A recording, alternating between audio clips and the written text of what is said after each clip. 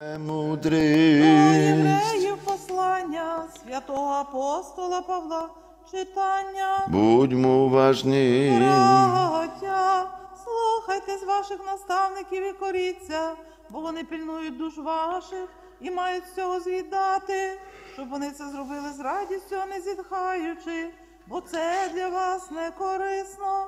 Моліться за нас, бо ми певні. Ми маємо добру совість, бажаючи у всьому поводитись добре. Тим більше ж прошу вас це зробити, щоб якнайскоріше я міг до вас вернутись. Бог миру, що возвів із мертвих того, хто кров'ю вічного завіту став великим пастирем овець Господа нашого Ісуса. Нехай зробить вас здібними виконувати Його волю, добрими ділами, діючи у вас те, що Йому любить через Ісуса Христа, якому слава на віки віків. Амінь. Мир тобі, премудрість. Алілуя.